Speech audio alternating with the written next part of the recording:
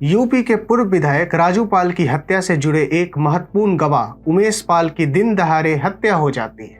इस कृत्य के पीछे राजू पाल के हत्या के आरोपी और कभी यूपी के दुर्दांत बाहुबली रहे अतीक अहमद का हाथ बताया जाता है। दूसरी तरफ योगी आदित्यनाथ विधानसभा में माफिया को जड़ से उखाड़ने का प्रण लेते हैं और उनके प्रण का मान रखते हुए यूपी प्रशासन अतीक अहमद के एक एक सहयोगी के पीछे पड़ जाती है। यहाँ तक कि 2 हत्यारों को एनकाउंटर में मार गिराया जाता है, परंतु उनमें से एक की पत्नी कहती है कि वह उस्मान नहीं था, वह विजय चौधरी था। नमस्कार, टीएफआई पर आपका हार्दिक स्वागत है और मैं प्रत्युष माधव आपको अवगत कराऊंगा कि कैसे उमेश पाल के हत्यारों के विरुद्ध कड़ा से कड़ा एक्शन लेने की योगी प्रशासन की जिद धर्मांतरण माफियों के एक नए पहलू को सामने लाई है और कैसे ये अतीक अहमद जैसे अपराधियों के लिए दुस्वप्न समान सिद्ध हो सकता है। तो आइए अविलंब आरंभ करते हैं। हाल ही में होली से पूर्व उमेश पाल के हत्यारों में से एक उस्मान को यूपी पुलिस ने मार गिराया। कहा जाता है कि बम फोड़ने के बाद उमेश पाल पर गोली चलाने में सबसे आगे उस्मान ही था, परंतु उस्मान की पत्नी ने जो कहा उसने संपूर्ण प्रकरण को एक नाटकीय मोड़ दे दिया है। सामने आए बयान में उस्मान की पत्नी को कहते सुना जा सकता है, मेरे पति को कहीं अलग से नहीं पकड़ा, पुलिस भ्रमित कर रही है, पुलिस वाले सारी रात यहीं थे, सुबह 7 बज गए हैं, हमसे पुलिस ने कहा कि तुम अपने पति को आवाज दो, बुलाओ, हम जानते थे कि ये हमारे पति को ये लोग एनकाउंटर कर देंगे, हमें सब पता था, लेकिन हमारे पति ऐसे नहीं थे, हमारे पति घोरपुर में गाड़ी चलाते थे, 24 तारीख को हमारे पति घर आए थे।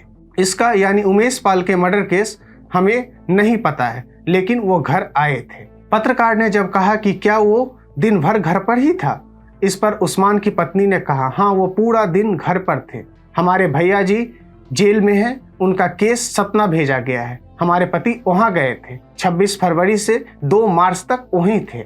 इतना ही नहीं, उस्मान चौधरी की पत्नी ने मीडिया से कहा हम लोग हिंदू हैं, हमें मुसलमान बताया जा रहा है, हम लोग अतीक अहमद को जानते तक नहीं है, पुलिस मुझे भी एनकाउंटर में मार डाले क्योंकि मेरे आगे पीछे कोई नहीं है, मैं किसके सहारे अपना जिंदगी जीऊंगी, मेरे पति का नाम सिर्फ विजय चौधरी है और उसे उस्मान चौधरी के नाम से बताया जा रहा है। बता दें कि उस्मान चौधरी का बड़ा भाई राकेश चौधरी भी एक हिस्ट्री सीटर है, उसका केस भी सतना में चल रहा है, जिसकी पैरवी के लिए उस्मान भी वहां गया था। उमेश पाल मर्डर केस के बाद यूपी पुलिस के एनकाउंटर में मरने वाला उस्मान चौधरी उर्फ विजय चौधरी अतीक का खास शूटर था। वारदात के दिन उसी ने दुकान से निकलकर सबसे पहले गोली उमेश को मारी थी।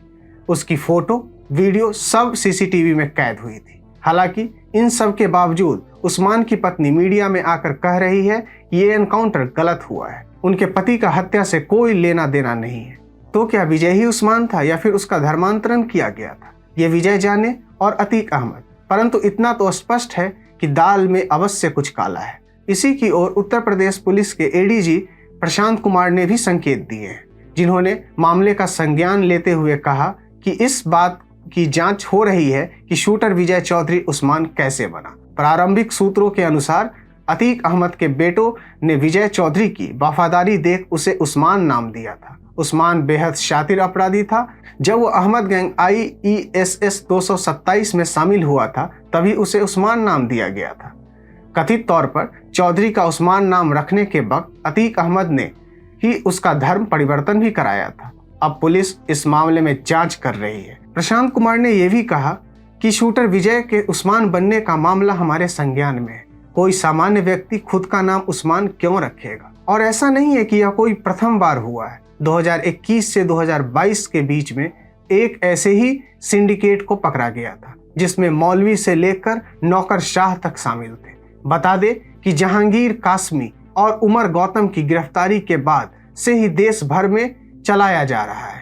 धर्मांतरण रैकेट का खुलासा हुआ और रोज नए नए सच सामने आने लगे। दैनिक जागरण की रिपोर्ट के अनुसार मौलाना मोहम्मद, उमर गौतम और जहांगीर को अपना काला कारोबार आगे बढ़ाने के लिए इस्लामिक देशों से भरपूर मदद मिली। उमर गौतम ने पूछताछ में यह भी बताया कि असम के सांसद बदरुद्दीन अजमल ने कहने पर 2011 से 2012 के बीच में दिल्ली में इस्लामिक दवा सेंटर की स्थापना की गई। उमर गौतम तो अपने काम का प्रचार प्रसार करने 8 से 10 देशों में भी गया। इस्लामिक देशों से मदद मिलने के मामले में इस्लामिक दवा सेंटर से 600 से ज्यादा कागजात मिले हैं। ऐसे में यह कहना गलत नहीं होगा कि उमेश पाल के हत्यारों में से एक विजय चौधरी उर्फ उस्मान का बैकग्राउंड सामने से इस प्रकरण ने नया मोड़ ले लिया है। कौन सत्य कह रहा है ये तो जांच पड़ताल के बाद ही पता चलेगा, परंतु यह तो नित्यंत सत्य है कि अब अतीक अहमद जैसे के लिए संकट कम होने के स्थान पर और अधिक बढ़ने वाली है, जिसके लिए वे स्वयं ही दोषी है। आपको हमारा वीडियो कैसा लगा कमेंट सेक्शन में अवश्य साझा करें।